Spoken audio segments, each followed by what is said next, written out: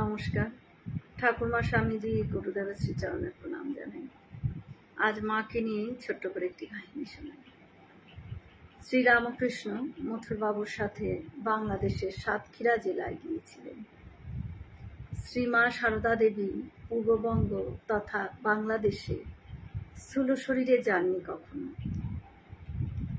যশোরের একটি চায়ের দোকান, অন্য ধর্মাবলম্বী চায়ের দোকানের মালিক একখানা ছবি টানিয়ে রেখেছেন তার চায়ের দোকানের ঘরে। রামকৃষ্ণ মঠ মিশনের কয়েকজন সন্ন্যাসী চা পান উপলক্ষে সেই ঘরে প্রবেশ করেন এবং তারা দেখতে পেলেন মা সারদার একখানা ছবি সযত্নে রক্ষিত আছে সেখানে। চা দোকানিকে সন্ন্যাসীদের একজন সবিস্ময়ে প্রশ্ন করলেন, এই ছবিটি কার জানেন?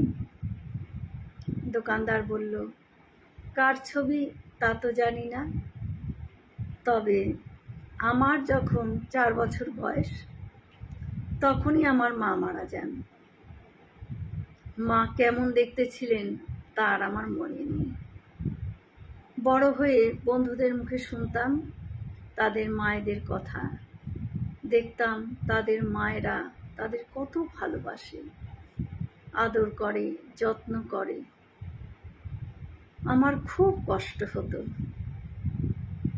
কাঁদতাম, একা একা কাঁদতাম। কল্পনায় আমার মায়ের একটা মূর্তি গড়েছিলাম,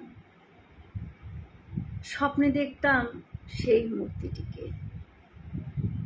স্বপ্নে সেই মাতৃমূর্তি প্রায় আমার শিয়রে বসে আমার চোখ মুছিয়ে দিত, আমার মাথায় হাত বুলিয়ে দিত, আমাকে কত আদর যত্ন করত। ওই মুখটি আমার চেনা হয়ে গিয়েছিল। তারপর বহু বছর কেটে গেছে। একদিন হঠাৎ একটি ক্যালেন্ডার হাতে এলো আমার, তাতে এই ছবিটি ছিল। কার ছবি তা আমি জানি না, জানার ইচ্ছেও হয়নি আমার কখনো। এই তো আমার সেই স্বপ্নে দেখা মা, সেই মুখ, সেই চোখ, সেই চেহারা, যে মাকে আমি পেয়েও পাইনি, যে মাকে দেখেও কোনোদিন স্পর্শ করতে পারিনি। সেই মাই যে আমার কাছে এসে ধরা দিলেন ওই ছবিটার মধ্যে। তাই পরের দিনই ছবিটা ফ্রেমে বাঁধিয়ে এই দোকানে টানিয়ে রেখেছি আমি। ওনাকে দেখলেই আমার মন প্রাণ শান্তিতে ভরে যায়। আমার মা, আমার হারিয়ে যাওয়া মা। বলতে বলতে লোকটির 2 চোখ চিকচিক করে উঠল,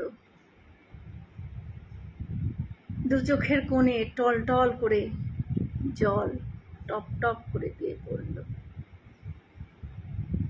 বাংলাদেশে শ্রীমা সারদা দেবীর শিষ্যবৃন্দ এবং তাদের স্মৃতিমালা থেকে পড়ে শুনি। জয় মা সারদা। আমরা সকলে মিলে একসাথে বলি, জয় মহামায় কি জয়, জয় ভগবান শ্রী শ্রী রামকৃষ্ণ দেব কি জয়, জয় স্বামীজি মহারাজ কি জয়। হয়তো অনেক ভুল ত্রুটি হলো, ঠাকুর যেন আমায় ক্ষমা করে দেন। সকলে সুস্থ থাকবেন, আনন্দে থাকবেন। ঠাকুর মায়ের কৃপা দৃষ্টি সকলের ওপর বর্ষিত। শুভরাত্রি।